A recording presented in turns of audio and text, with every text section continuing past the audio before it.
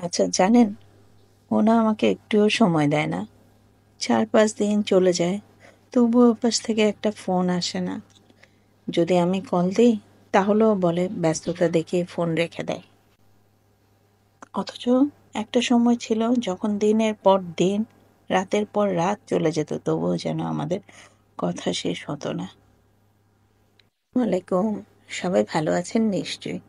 আজকের আরেকটি ভিডিওতে সবাইকে স্বাগতম। যা বলছিলাম, জানেন, একটা সময় আমরা দুজন দুজনকে প্রচুর ভালোবাসতাম, এখনো বাসি। কিন্তু মাসের পর মাস চলে যায়, তবে এখন আর সে ভালোবাসি কথাটা বলা হয় না। এখনকার প্রেমিক প্রেমিকার মুখেও এমন আমার মতোই অভিযোগ শোনা যায়। কেউ কাউকে সময় দেয় না, কেউ কারোর সাথে কথা বলে না।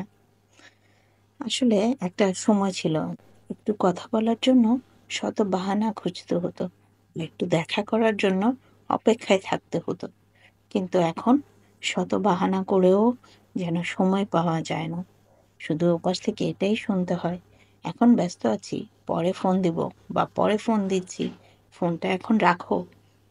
এভাবে এই সময় চলে যায়, সম্পর্কগুলোও হালকা হয়ে যায়। ওপারের মানুষটাও কষ্ট পায়, এপারের মানুষটা বুঝতেই পারে না। কিন্তু সময় করে কেউ কাউকে আর ফোন দেয়া হয় না। আচ্ছা বলেন তো, সম্পর্কের মাঝে কি এমন ব্যাপারটা সত্যিই মেনে নেওয়া যায়? কি দরকার শুধু শুধু ব্যস্ততার অজুহাতে ওপারের মানুষটাকে অপেক্ষায় রেখে এতটা কষ্টে দেয়ার? অপেক্ষা করাটা যেমন কষ্টকর, তেমনি অপেক্ষা করেও মানুষটাকে কাছে না পাওয়া বা তার সময় না পাওয়া কিন্তু দ্বিগুণ কষ্টের। যদি সত্যি তাকে আর ভালো না লাগে, তার সাথে কথা বলতে না চান, তাহলে সরাসরি বলে দেন তাকে।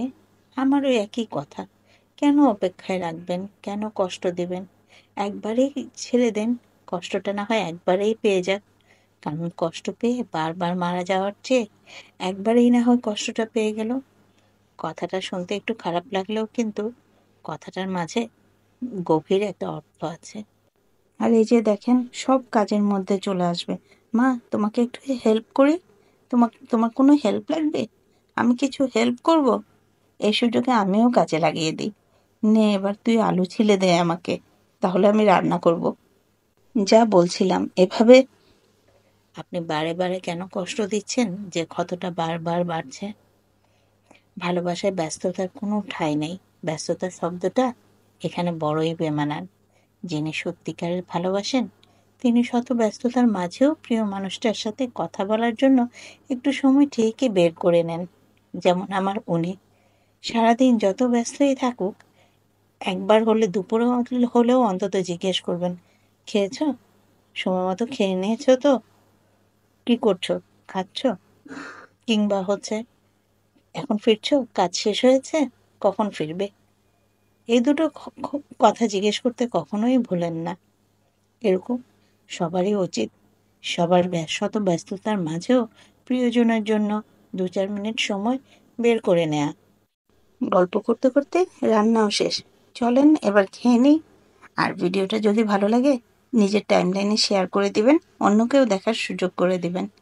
আজকের মতো আল্লাহ হাফেজ।